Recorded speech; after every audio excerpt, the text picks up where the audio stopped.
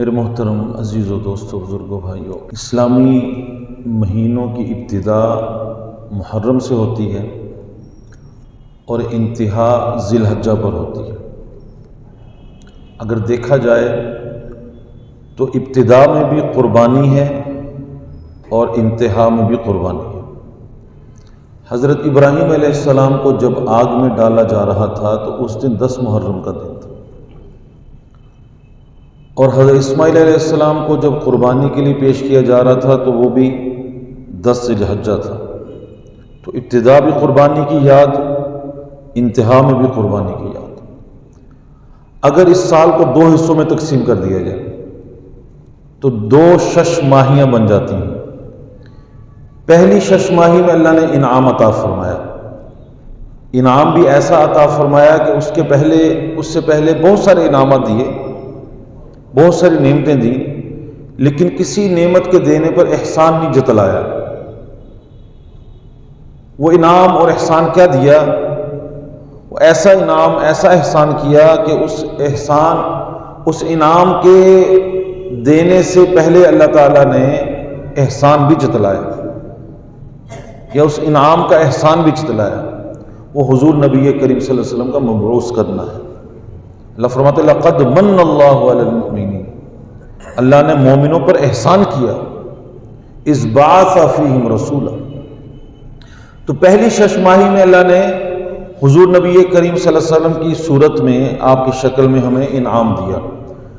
دوسری شش ماہی میں رمضان کی شکل میں انعام دیا، رمضان کی شکل میں۔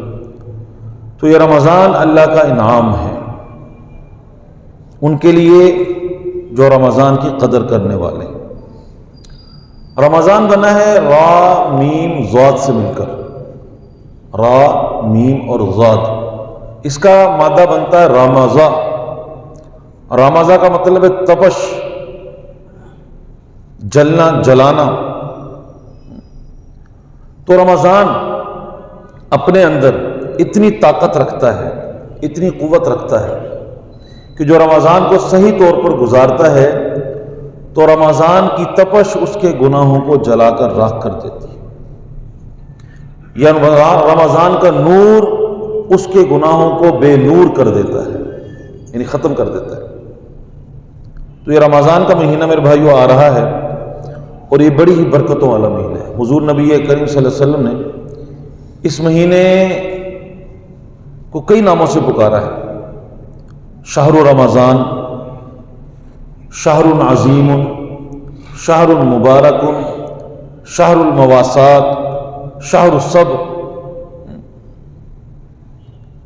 حضور نبی کریم صلی اللہ علیہ وسلم کے بارے میں حضرت سلمان رضی اللہ تعالیٰ عنہ، سلمان فارسی رضی اللہ تعالیٰ عنہ، وہ فرماتے ہیں کہ حضور نبی کریم صلی اللہ علیہ وسلم رمضان کے 1 یا 2 دن آنے سے پہلے آپ نے ہم نے خطبہ ارشاد فرمایا، خطبنا رسول اللہ صلی اللہ علیہ وسلم قبل یوم من رمضان، کہ رمضان سے 1 دن پہلے آپ نے ہمیں خطبہ ارشاد فرمایا۔ کیا فرمایا؟ یا ایھا الناس قد اظلکم شہر عظیم مبارک، اے لوگوں تمہارے اوپر ایک عظمتوں والا، برکتوں والا مہینہ اپنا سایہ کرنے والا ہے۔ میرے بھی رمضان کا مہینہ برکتوں والا، عظمتوں والا ہے۔ علماء نے لکھا ہے کہ رمضان کا مہینہ سید الشہور ہے، سید الشہور یعنی تمام مہینوں کا سردار ہے۔ علماء نے لکھا، یہاں بھی لکھا کہ اللہ تعالیٰ نے ساری مخلوقات میں سے نبیوں کو چنا، انسانوں کو چنا، فرشتوں کو چنا، ان سب کو چنا۔ پھر فرمایا اللہ تعالیٰ نے سالوں میں سے مہینوں کو چنا، مہینوں میں سے دنوں کو چنا، دنوں میں سے راتوں کو چنا، نبیوں میں سے حضرت محمد صلی اللہ علیہ وسلم کو چنا، مہینوں میں سے رمضان المبارک کو چنا، اور راتوں میں سے لیلۃ القدر کو چنا۔ تو یہ رمضان اللہ کا چنا ہوا مہینہ ہے، رمضان اللہ کا منتخب کیا ہوا اور چنا ہوا مہینہ ہے۔ حضرت علامہ سیوطی رحمہ اللہ فرماتے ہیں حضرت کعب رضی اللہ تعالیٰ عنہ کی روایت کے حوالے سے کہ اللہ تعالیٰ نے رمضان کی راتوں کو چنا اور اس میں سے لیلۃ القدر کو اختیار کیا، لیلۃ القدر کو۔ اور حضور نبی کریم صلی اللہ علیہ وسلم نے اپنی اسی حدیث مبارکہ میں فرمایا کہ ایسا مہینہ، ایسی برکت والا مہینہ، اس میں ایک رات ہے جس رات میں عبادت کرنا 1000 مہینے کی عبادت سے بہتر ہے۔ سورہ قدر میں اللہ فرماتے ہیں انا انزلناہ فی لیلۃ القدر، کہ ہم نے اس قرآن کو لیلۃ القدر میں نازل فرمایا۔ علماء نے لکھا ہے کہ اللہ تعالیٰ نے سارے کا سارا قرآن پہلے آسمان دنیا پر نازل کیا، پھر اس کے بعد وقتاً فوقتاً، لمحہ بلمحہ، موقع بموقع 7ویں آسمان سے، یعنی آسمان دنیا سے حضور نبی کریم صلی اللہ علیہ وسلم کے قلب اطہر پر اتارا۔ تو یہ مہینہ، یہ رمضان کا مہینہ، یہ قرآن کا بھی مہینہ ہے، یہ قرآن کا بھی مہینہ ہے۔ حضور نبی کریم صلی اللہ علیہ وسلم نے شاہ فرمایا یہ مہینہ ایسا مہینہ ہے اس کے روزوں کو اللہ تعالیٰ نے تم پر فرض کیا ہے، اس کے روزوں کو تم پر فرض کیا ہے، اور اس کی رات کی تراویح کی نماز کو تمہارے لیے نفل قرار دیا ہے، سنت قرار دیا ہے۔ جو اس مہینے میں کسی روزہ دار کو روزہ کھلواتا ہے اللہ تعالیٰ اس کو پورے روزے کا اجر عطا فرماتے ہیں، اور روزہ دار کے روزے میں کوئی کمی نہیں کی جاتی۔ صحابہ نے عرض کی یا رسول اللہ صلی اللہ علیہ وسلم اگر ہمارے پاس اتنا کچھ نہ ہو کہ ہم کسی روزہ دار کو روزہ کھلوا سکے تو پھر؟ تو حضور نبی کریم صلی اللہ علیہ وسلم نے شاہ فرمایا اللہ تعالیٰ یہ ثواب اس شخص کو بھی عطا فرما دیتے ہیں جو کسی کو روزہ ایک کھجور سے کھلوا دے، پانی کے گھونٹ سے کھلوا دے، دودھ کی لسی سے کھلوا دے۔ تو یہ برکتوں والا، رحمتوں والا مہینہ ان قریب آنے والا ہے۔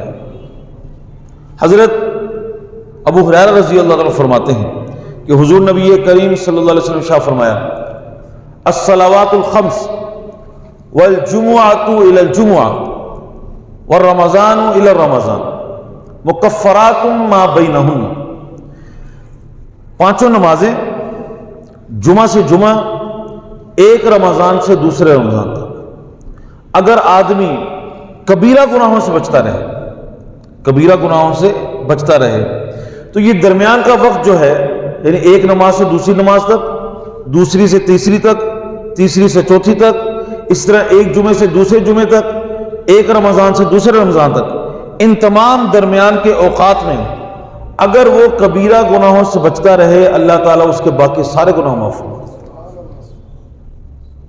اس کے باقی سارے گناہ معاف فرما دیتے ہیں۔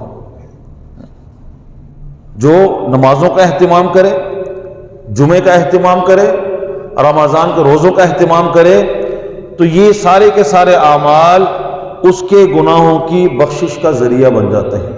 کنز العمال کی روایت ہے، حضرت انس بن مالک رضی اللہ عنہ فرماتے ہیں اذا سالم الجمعہ، یوم الجمعہ، جب آدمی کا جمعہ صحیح سلامت گزر جائے، یعنی جمعے کی نماز با جماعت ادا کر لی، جمعے کے دن ساری نمازوں کا اہتمام کیا، تو اللہ تعالیٰ اس کے باقی دنوں کو بھی اللہ تعالیٰ سلامتی والا بنا دیتے ہیں۔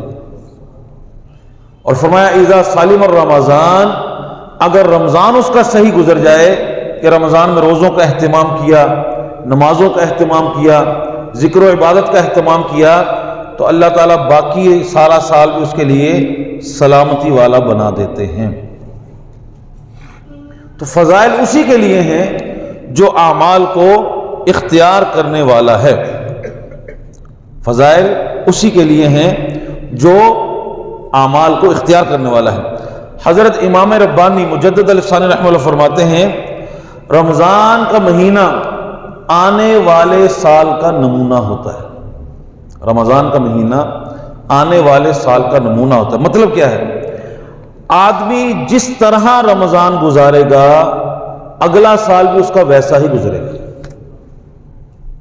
جس کیفیت کے ساتھ، جن اعمال کے ساتھ وہ رمضان گزارے گا سارا سال اسی طرح گزرے گا۔ اگر 5 نمازوں کا اہتمام کرتا رہا، روزوں کا اہتمام کرتا رہا، دعاؤں کا اہتمام کرتا رہا، ذکر و عبادت کا اہتمام کرتا رہا، اللہ تعالیٰ باقی سال بھی اسے اس کی توفیق عطا فرما دیں گے۔ لیکن اگر رمضان میں بھی سستی کرتا رہا، روزے رکھ لیے، نہ رکھے، نمازیں پڑھ لی، نہ پڑھی، موقع مل گیا تو قرآن کی تلاوت کر لی، ورنہ نہ کی، تو باقی سال بھی ایسے گزرتا اس کا۔ اس لیے رمضان کا مہینہ آنے والے سال کا نمونہ ہوتا ہے۔ میرے بھائیو، یہ بڑی ہی برکت والا مہینہ ایک آ رہا ہے۔ اللہ سے دعا بھی کریں کہ اللہ تعالیٰ یہ رمضان ہمیں صحت اور سلامتی کے ساتھ پورا کرنے کی توفیق عطا فرمائے، کیونکہ رمضان کا مہینہ میں خوش قسمت لوگوں کو ملتا ہے۔ ہم نے اپنے اکابرین کے بارے میں سنا کہ وہ رمضان کی تیاری 6 مہینے پہلے سے تو شروع فرما دیتے تھے۔ خود حضور نبی کریم صلی اللہ علیہ وسلم کا عمل کیا ہے، 2 مہینے پہلے ہی کیا کر رہے ہیں، رمضان کی دعا شروع کر دی، رمضان کی تیاری شروع کر دی، دعا مانگ رہے ہیں، اکثر دعا مانگ رہے ہیں، اللہم بارک لنا فی رجب و شعبان وبلغنا رمضان۔ اتنا اہتمام کہ 2 مہینے پہلے سے دعاؤں کا اہتمام شروع ہو گیا، تیاری شروع ہو گئی۔ تو یہ رمضان کا مہینہ بڑی ہی خیروں اور برکتوں کا مہینہ ہے۔ جس چیز کو بڑا کہیں نا جی، وہ واقعی بڑی ہوتی ہے۔ جس چیز کو بڑا کہیں وہ واقعی بڑی ہوتی ہے۔ تو جس چیز کو حضور نبی کریم صلی اللہ علیہ وسلم بڑا کہیں، اس کے بڑے ہونے میں کچھ شک ہے؟ جس کو حضور نبی کریم صلی اللہ علیہ وسلم جو ہے عظمت والا کہیں، برکتوں والا کہیں، اور گناہوں کی معافی کا مہینہ کہیں، شہر الصبر کہیں، شہر المواسات کہیں، تو اس کی عظمت میں کوئی کمی ہو سکتی ہے؟ وہ بڑی عظمتوں والا مہینہ ہے۔ ایک صحابیہ نا، ان کے خاوند حج پر جانے لگے تو انہوں نے اپنے خاوند سے کہا کہ مجھے بھی ساتھ حج پر لے جاؤ، تمہارے پاس سواری تو ہے؟ اس نے کہا نہیں، وہ سواری تو میں نے صدقے کی نیت سے رکھی ہے، اب تمہیں نہیں لے کے جا سکتا۔ بہرحال وہ حج سے واپس آ گئے تو صحابیہ نے حضور نبی کریم صلی اللہ علیہ وسلم کے حضور شکایت کی کہ میرے خاوند حج پر گئے، سواری ان کے پاس موجود تھی، میں نے ان کو کہا مجھے بھی حج پر لے جاؤ، تو مجھے حج پر نہیں لے کے گئے۔ تو حضور نبی کریم صلی اللہ علیہ وسلم پہلے تو سمجھایا کہ بھی اگر تم نے صدقے کی نیت سے رکھی بھی تھی تو ساتھ لے جاتے، حج پر جانا بھی تو نیکی کا کام ہے، کوئی حرج نہیں تھا۔ بہرحال پھر صحابیہ سے فرمایا کہ تم ایسے کرنا، رمضان میں تم عمرہ کر لینا، وہ ایسی ہے جیسے تم نے میرے ساتھ حج کر لیا۔ تو رمضان ایسی برکتوں والا مہینہ کہ اس مہینے میں اللہ تعالیٰ نفل کو فرض کے برابر کر دیتے ہیں، نفل کو فرض کے برابر، کہ جو اس میں کوئی نفل ادا کرتا ہے اللہ تعالیٰ اس کو فرض کے برابر اجر عطا فرماتے ہیں، اور جو اس میں کوئی فرض ادا کرتا ہے تو اللہ تعالیٰ اس کو 70 گنا تک بڑھا دیتے ہیں۔ تو گویا ایمان والوں کی نیکیوں کے ریٹ بڑھ جاتے ہیں، ایمان والوں کی نیکیوں کے ریٹ رمضان میں بڑھ جاتے ہیں۔ اس لیے تو دیکھنے کہ آپ اندازہ کریں کہ حضور نبی کریم صلی اللہ علیہ وسلم حدیث منبر جو ہے کہ ایک ماں سے کہو نا، ماں سے کہ اپنے بیٹے کے لیے بد دعا کرو، کبھی نہیں کرے گی، بیٹا نافرمان بھی ہو تب بھی نہیں کرے گی۔ یا ماں سے یہ کہو میں بد دعا کرتا ہوں تم آمین کہو، تب بھی آمین نہیں کہے گی۔ تو حضور نبی کریم صلی اللہ علیہ وسلم تو ماں سے زیادہ محبت کرنے والے، ایسے شفیق نبی جو راتوں کو ساری رات اپنی امت کے لیے دعا کرتے تھے، جنہوں نے عرفات کے میدان میں اپنی امت کے لیے دعا کی، اونٹ جیسی سواری پر بیٹھ کر مزدلفہ کے میدان میں جا کر اپنی امت کے ظالموں کو بخشوا لیا۔ جب جبرائیل امین تشریف لائے کہ یا رسول اللہ صلی اللہ علیہ وسلم اللہ تعالیٰ آپ کو یاد کر رہے ہیں، آپ کو بلا رہے ہیں، تو حضور نبی کریم صلی اللہ علیہ وسلم نے اس وقت یہ نہیں فرمایا کہ میرے گھر والوں کا کیا بنے گا، فاطمہ کا کیا بنے گا، حسن و حسین کا کیا بنے گا، کیا فرما رہے ہیں میری امت کا کیا بنے گا۔ ایسے شفیق نبی، تو اللہ تعالیٰ نے فرمایا کہ میرے حبیب سے کہہ دو کہ آپ کو آپ کی امت کے بارے میں خوش کر دیں گے، ایسے شفیق نبی جب جبرائیل امین تشریف لائے، حضور نبی کریم صلی اللہ علیہ وسلم منبر پر تشریف فرمانے لگے تو پہلی سیڑھی پر قدم رکھا تو فرمایا آمین، دوسری سیڑھی پر قدم رکھا تو فرمایا آمین، تیسری سیڑھی پر قدم رکھا تو فرمایا آمین۔ خطبہ ارشاد فرمانے کے بعد جب نیچے تشریف لائے تو صحابہ نے عرض کی یا رسول اللہ صلی اللہ علیہ وسلم آج ہم نے آپ سے ایسی بات سنی ہے، ایسی بات پہلے نہیں کبھی سنی۔ تو حضور نبی کریم صلی اللہ علیہ وسلم نے شاہ فرمایا جبرائیل امین میرے پاس تشریف لائے تھے، انہوں نے بد دعا کی کہ جو شخص رمضان کا مہینہ پائے اور اپنی مغفرت کا سامان نہ کر لے، میں نے اس پر آمین کہا۔ پہلی بات تو اس بد دعا کی شدت میں کہ بھیجنے والے کون ہیں؟ اللہ تعالیٰ ہے۔ اللہ تعالیٰ کون ہے؟ جو بندوں سے اپنی بڑی محبت کرتے ہیں۔ کتنی محبت کرتے ہیں؟ 70 ماؤں سے زیادہ محبت کرتے ہیں۔ بھیجنے والے کون؟ اللہ تعالیٰ۔ بھیجا کس کو ہے؟ فرشتوں میں سے سب سے مقرب کو بھیجا ہے۔ جبرائیل اکیلے ہی بد دعا کر دیتے تو آدمی کی بدبختی کے لیے کافی تھا۔ بھیجا کس نے؟ اللہ تعالیٰ نے۔ بھیجا کس کو؟ جبرائیل امین کو۔ بد دعا کس سے کروائی جا رہی ہے؟ آمین کس سے کہلوائی جا رہی ہے؟ خاتم الانبیاء سے، امام الانبیاء سے۔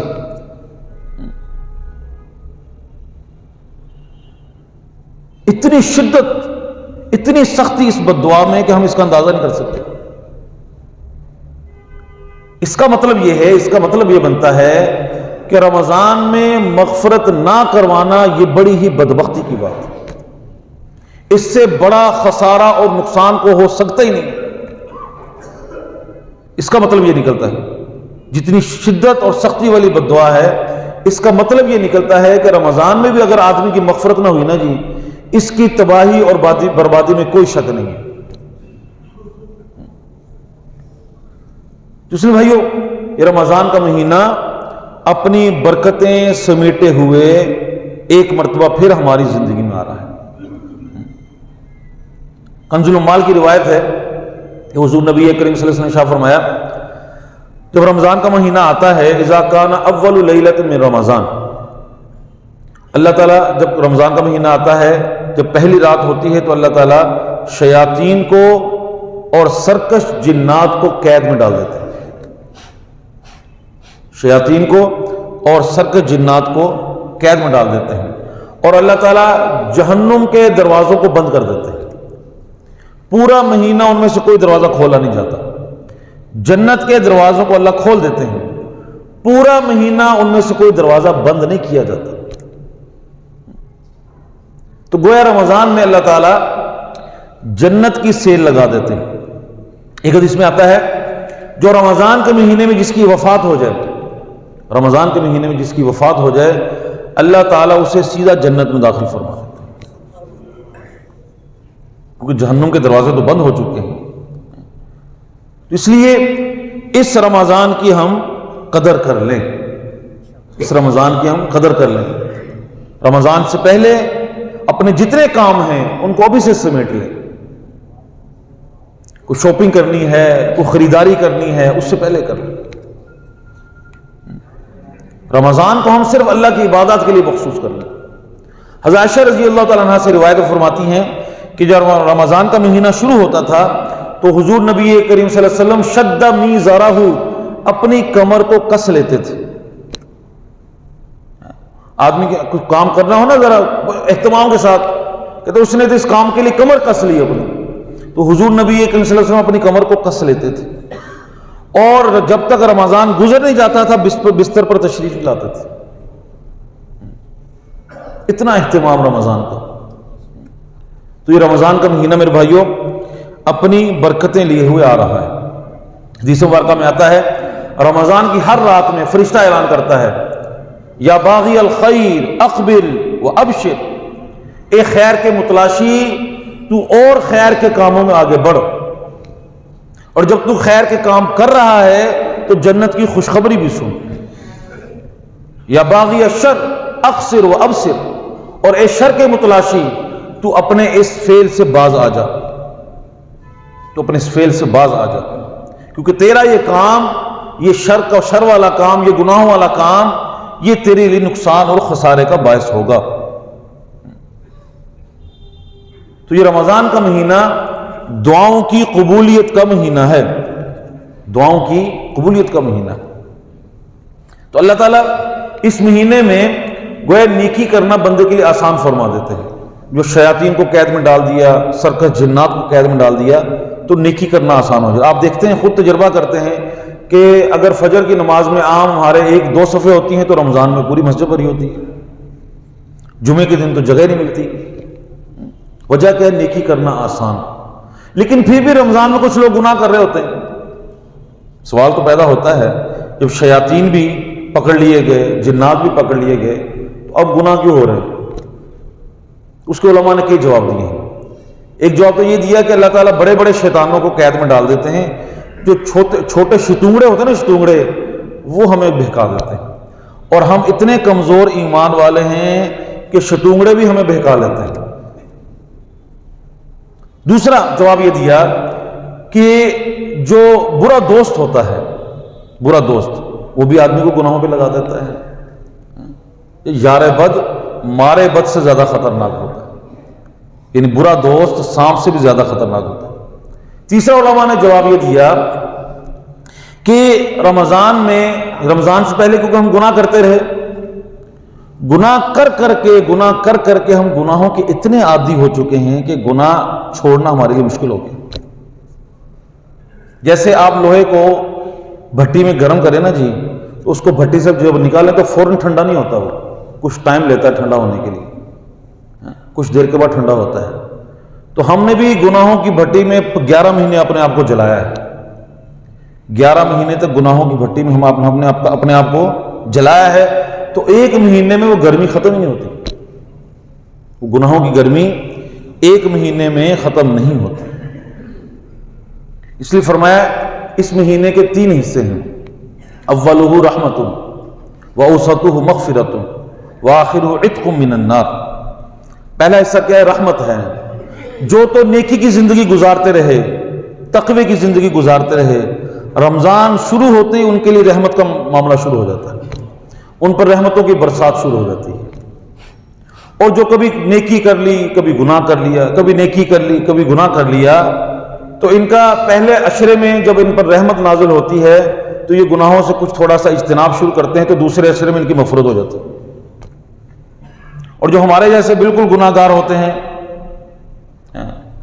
جو نیکی کبھی کبھی کرتے ہیں، گناہ ہمیشہ ہی کرتے ہیں، تو ان کے لیے کیا ہوتا ہے؟ پہلے حصے میں ان پر رحمت سے ان کے بدن کو دھویا جاتا ہے، دوسرے حصے میں ان کو گناہوں کی مغفرت کی جاتی ہے، اور تیسرے حصے میں ان کے لیے بھی مغفرت کا اعلان ہو جاتا ہے، ان کو بھی جہنم سے رہائی مل جاتی ہے۔ تو اس لیے مہینہ یہ برکتوں والا مہینہ ہے۔ اس مہینے کی ہم نے قدر کرنی، اور قدر کیا ہے؟ روزوں کا اہتمام، نمازوں کا اہتمام، تراویح کا اہتمام، نوافل کا اہتمام، ذکر و اذکار کا اہتمام، دعاؤں کا اہتمام۔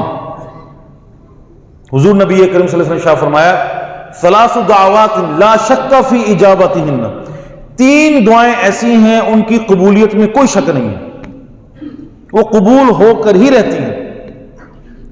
ایک الصائم حتی یفطر، روزہ دار جب تک روزہ افطار نہ کر لے اس کی ہر دعا قبول ہوتی ہے۔ روزہ دار جب تک روزہ افطار نہ کر لے اس کی ہر دعا قبول ہوتی ہے۔ تو میرے بھائیو، ہم اپنا وقت اخبار پڑھنے میں، ڈائجسٹ میں، فیس بک میں، انسٹاگرام میں، واٹس ایپ پہ ہی گزار دیں تو نقصان ہمارا اپنا ہی۔ ایک مہینہ ہم ایسا گزار لیں، اس سے ہم تھوڑا سا کنارہ کشی اختیار کر لیں، اس بات کا عزم کر لیں کہ اس ایک مہینے میں ہم نے کوئی ایسی اپنا وقت ضائع نہیں کرنا، یا نمازیں پڑھیں گے، یا قرآن کی تلاوت کریں گے، یا ذکر و اذکار کریں گے، یا دعائیں مانگیں گے، یا تراویح کا اہتمام کریں گے، اس کے علاوہ کچھ نہیں کریں گے۔ ایک مہینہ ایسا گزار، انشاءاللہ اگر ہم ایک مہینہ ایسا گزار لیں گے، اور اللہ سے دعا بھی ہے کہ اللہ تعالیٰ ہمیں ایسا گزارنے کی توفیق بھی عطا فرمائے، اللہ سے مانگے بھی، ہم مانگتے نہیں ہیں، اصل ملتا تو اسے جو مانگتا ہے، جو مانگتا نہیں اس لیے وہ اظہار یہ کر رہا ہے کہ مجھے ضرورت نہیں ہے، حالانکہ ہمیں ضرورت ہے لیکن مانگتے نہیں ہیں۔ اللہ سے مانگیں بھی، اللہ سے نیک اعمال کی توفیق مانگنی چاہیے، اعمال کی توفیق مانگنی چاہیے، یا اللہ مجھے نیک اعمال کی توفیق عطا فرما، گناہوں سے اجتناب عطا فرما، گناہوں کی نفرت پیدا فرما۔ تو اس بات کا اہتمام ہو کہ رمضان جو ہے ہم نے اس طرح گزارنا ہے جس طرح گزارنے کا حق ہے، جس طرح گزارنے کا حکم ہے، جس طرح حضور نبی کریم صلی اللہ علیہ وسلم نے گزارا، آپ کے صحابہ نے گزارا، جس طرح ہمارے اکابرین نے گزارا، جس طرح ہمارے نیک صلحاء لوگوں نے گزارا۔ ہمارے علماء کے مشائخ کے بارے میں آتا ہے کہ رمضان میں اتنی عبادت کی کثرت کرتے تھے۔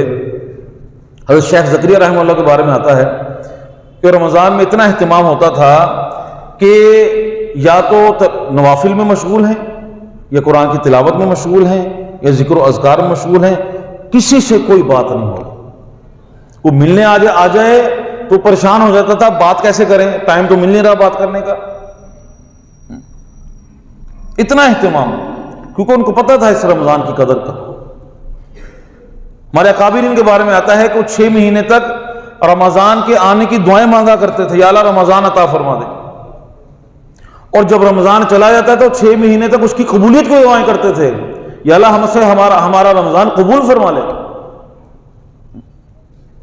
عمل کرنا ہے لیکن اپنے عمل پر اعتماد نہیں کرنا، اعتماد اللہ کی ذات پر اور اللہ کی رحمت پر ہی کرنا ہے۔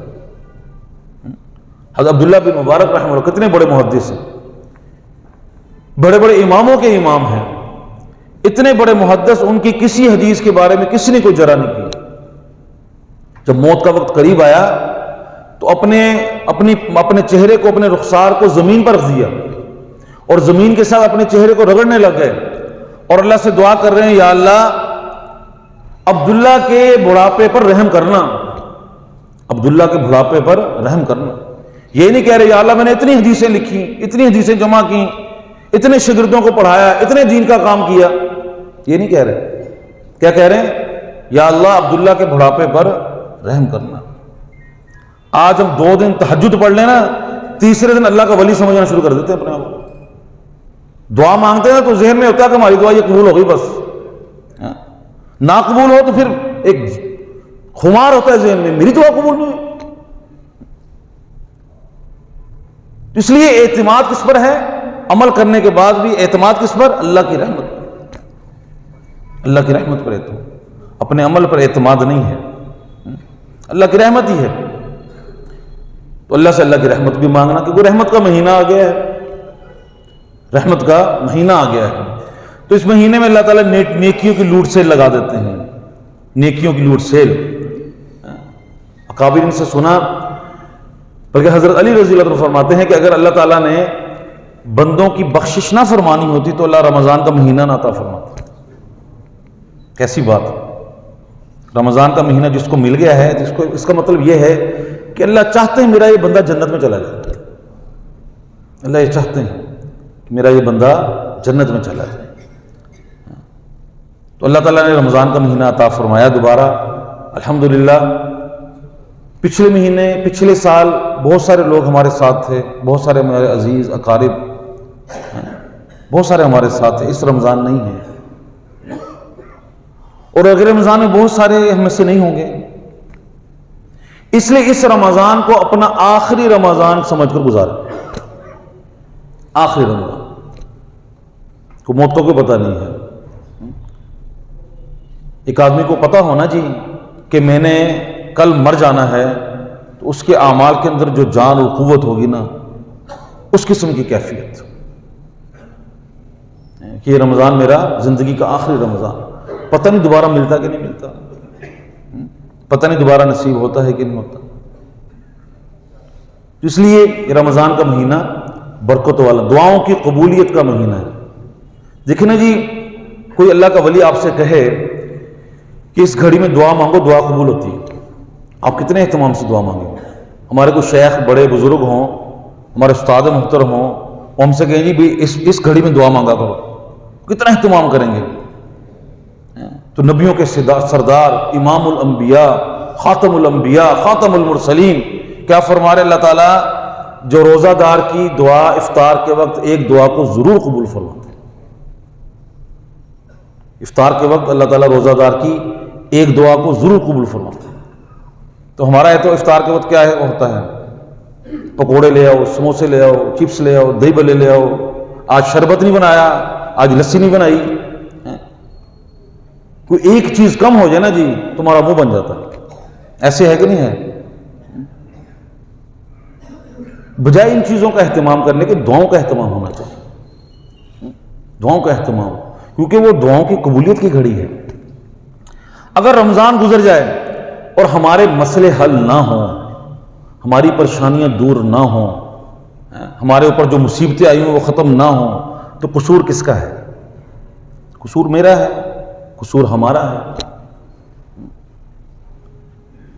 میرے بھائی، حضور نبی کریم صلی اللہ علیہ وسلم نے شاہ فرمایا شہر المواسات ہے، یہ غم خواری کا مہینہ ہے.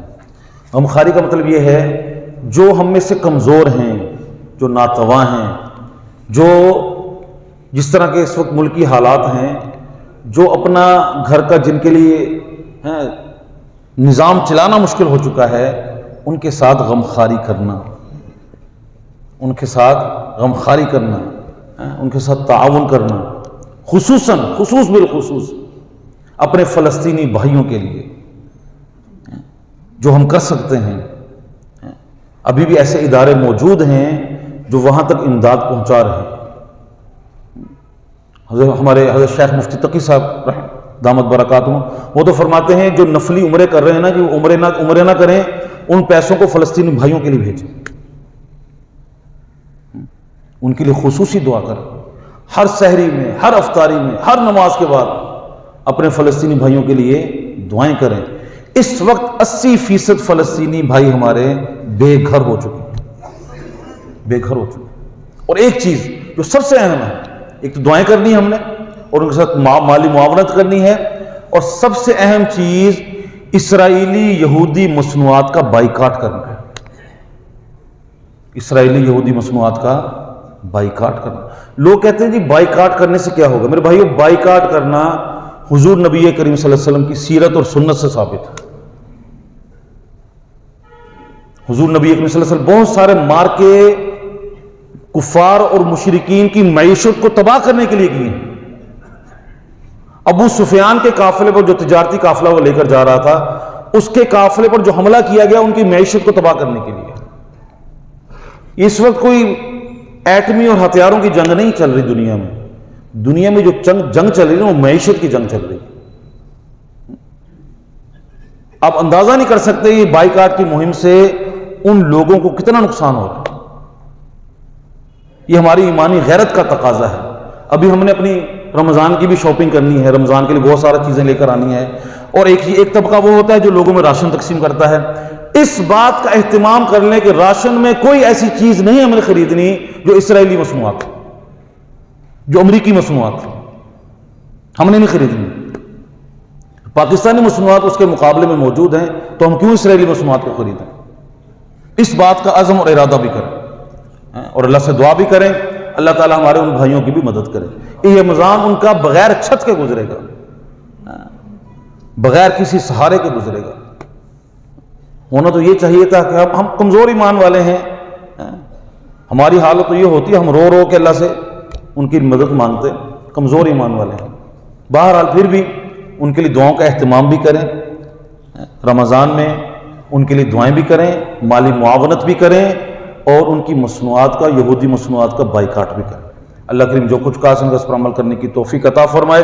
وآخر دعوانا الحمد للہ رب العالمین.